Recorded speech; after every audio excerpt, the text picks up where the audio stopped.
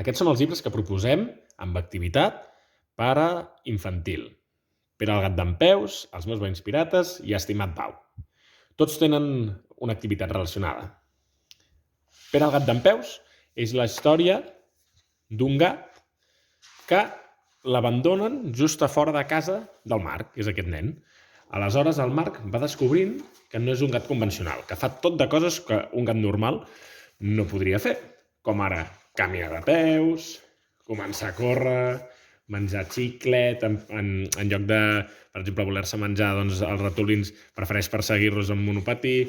És un gat totalment fora del normal. I la gràcia del llibre és que es va travant l'amistat entre el Marc i el gat i que al final, de totes les coses que el Marc descobreix que és capaç de fer el gat, per ell el més important és que és capaç de ser el seu amic. Llavors aquest és un llibre que l'activitat ve una pallassa professional que fa de contacontes i que acompanyada d'una guitarra es disfressa d'una àvia i ens permetrà descobrir la diversitat. Després tenim, com a proposta bastant diferent, Estimat Pau, que aquest és un conte màgic ple de tendresa i d'originalitat, en què un nen, que es diu Pau, té la gran sort de tenir uns pares que es dediquen a fer contes. La mare els escriu i el pare els il·lustra. Així que un dia, com que sempre està envoltat de contes, ell vol crear el seu propi conte. Aquí s'està inspirant, però com que és un nen molt petit, el seu conte és això. D'acord? Llavors, decideix demanar-li a la mare que li expliqui el conte. I la mare s'inventa un conte brutal, al nano li encanta, d'una nena que en lloc de cabells tenia cors que es convertien en papallones, i el nano acaba encantadíssim, però el dia següent li demana això mateix al pare, i el pare, que no havia escoltat el conte de la mare, s'inventa un conte que comença totalment diferent. I el nen, com vosaltres sabreu, diu no, que és una cosa que sol passar amb els nanos, que quan els expliques un conte de manera diferent, diu no, això no anava així. Llavors és ell qui decideix agafar els pares i els explica la seva pròpia versió del conte.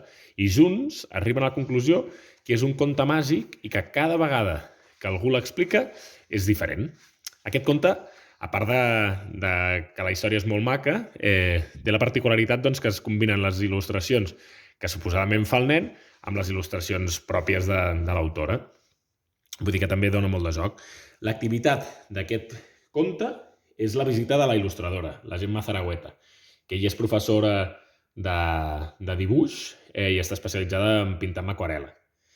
Llavors, creiem que també és interessant que els il·lustradors visitin els nens en aquestes edats primerenques perquè al final és una visita molt visual. I per últim tenim com a proposta Els meus veïns pirates. Aquí, no sé si el coneixeu, és un llibre que va ser seleccionat com a millor llibre infantil del Regne Unit i és del Caras, il·lustrador de Harry Potter. De fet, van fer la sèrie de dibuixos a TV3 basada en aquest llibre, que es diu Mis vecinos los pirates. És un llibre espectacular, la veritat, i la gràcia també és que ens permet treballar valors. Aquí al final és una història d'uns pirates que s'instal·len al costat de la casa de la Matilda, que és una nena que fins aleshores no havia tingut veïns. I la Matilda va descobrint que això li portarà moltes aventures perquè els pirates són molt fora del que fins ara havia conegut, no? Aleshores, què els hi passa als pirates per ser diferents? Perquè al final aquí es treballa això, les diferències. Doncs que generen rebuig amb la gent del poble, d'acord? El conte en si va tractant això, no? De com de diferents són, quines coses més estranyes fan, que això els hi fa molta gràcia als nens, no? I perquè això causa rebuig amb la gent.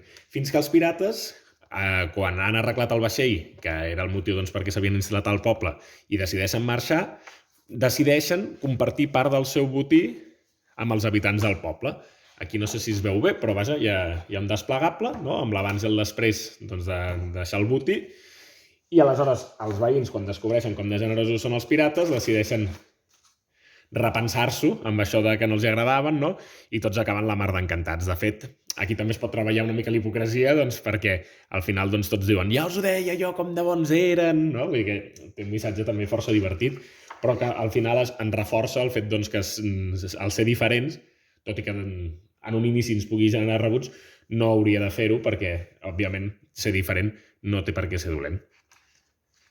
Llavors, l'activitat d'aquest conte és que vingui algú de l'editorial o un contacontes professional disfressat de pirates a explicar contes de pirates. I també es portaran il·lustracions per pintar.